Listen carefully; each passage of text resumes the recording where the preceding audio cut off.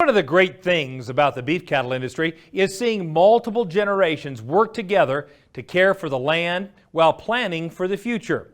And that's a key factor with our next story, where a ranching family is focused on a sustainable approach to their operation.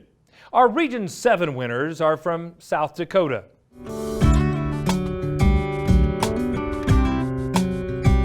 It's late afternoon and the cattle are on the move at Copriva Angus. This commercial and registered Angus operation is located in northeast South Dakota on the edge of the James River Valley. Jim and Karen Copriva founded the ranch and raised their son Lee and daughter Angela here. Today, Jim and Lee work every day to care for nearly 400 cows on 2,700 acres. My wife and I bought this place here in '91. She is originally from this area, and so is her family. They've been here for 125 years.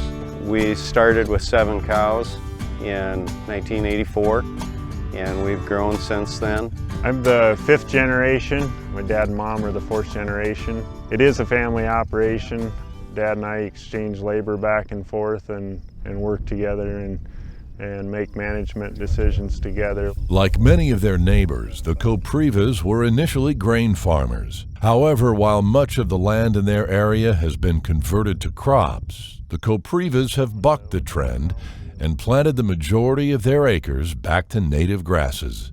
There's cattle around, but we see an awful lot of ground being took out of the CRP and put back into crop production.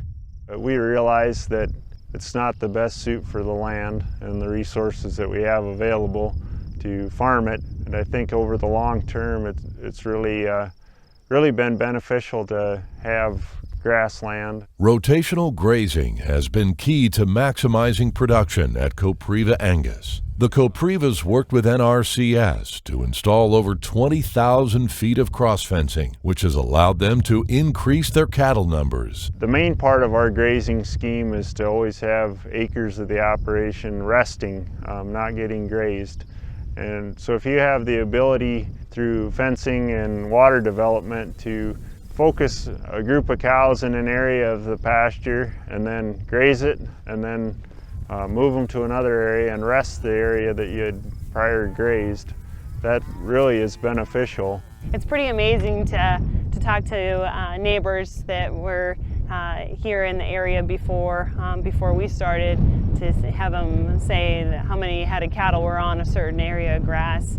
And now today we can have about 3 or 4 times that many just by simply managing the resources, by fencing off areas, rotating the area that they're grazing, and being able to just manage those resources. We actually improved the grass and improved our income off of that land.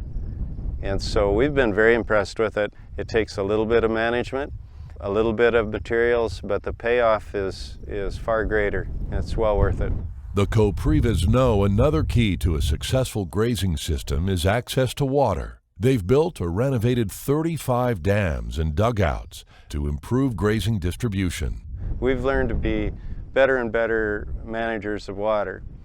We've also learned that a dugout or a dam is a very good investment.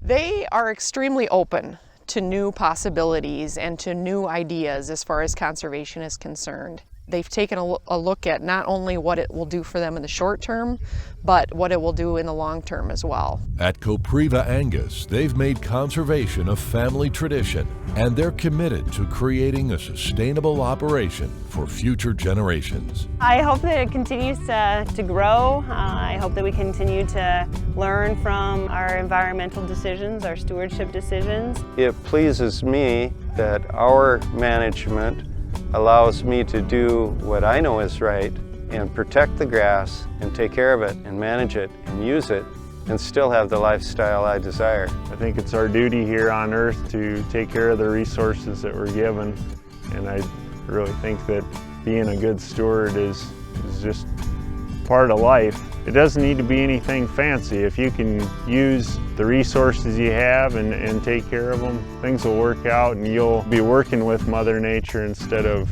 working against her.